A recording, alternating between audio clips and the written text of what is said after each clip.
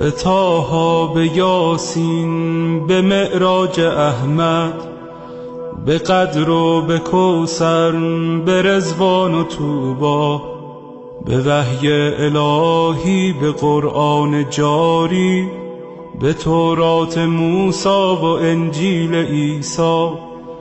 بسی پادشاهی کنم در گدایی، چو باشم گدای گدایان زهرا.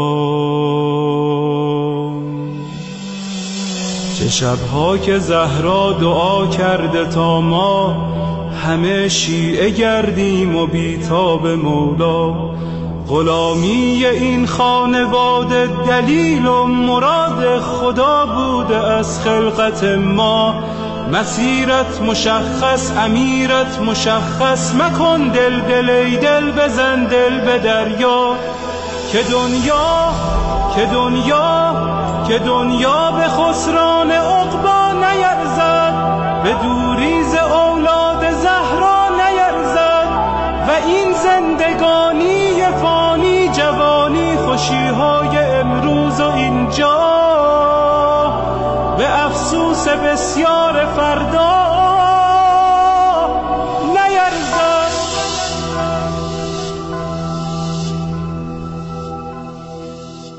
اگر عاشقانه هوادار یاری، اگر مخلصانه گرفتار یاری، اگر آبرو می‌گذاری به پایش، یقیناً خریدار یاری. بگو چند جمعه گذشتی ز خوابت، چه اندازه در ندبه ها زاریاری. به شانه کشیدی غم سینه اش را، و یا چون بقیه تو سربار یاری. اگر یک نفر را به او وصل کردی، برای سپاهش تو سردار یاری. به گریه شبی را سحر کردی یا نه، چه مقدار بیتاب و بیمار یاری. دل آشفته بودن دلیل کمی نیست، اگر بیقراری بدان یار یاری. و پایان این بیقراری بهشت است، بهشتی که سرخوش ز دیدار یاری. نسیم کرامت وزیدن گرفته، و باران رحمت چکیدن گرفته. مبادا بدوزی نگاه دلت را به مردم که بازار یوسف فروشی در این دوره بد شدیدن گرفته.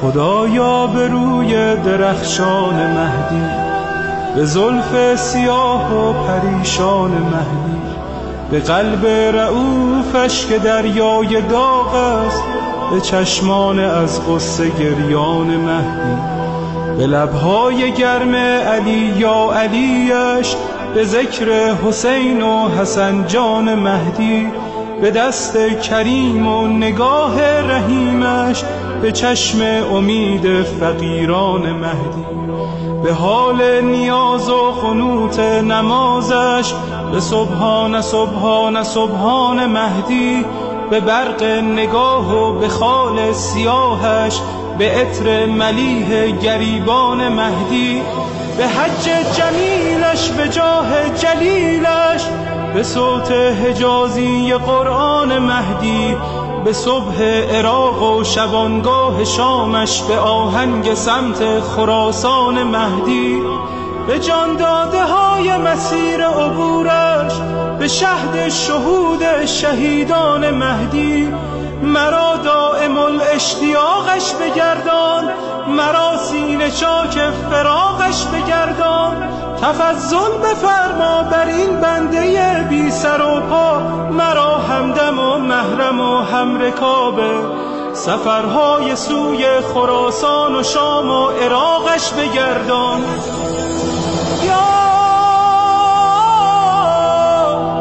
مهدی،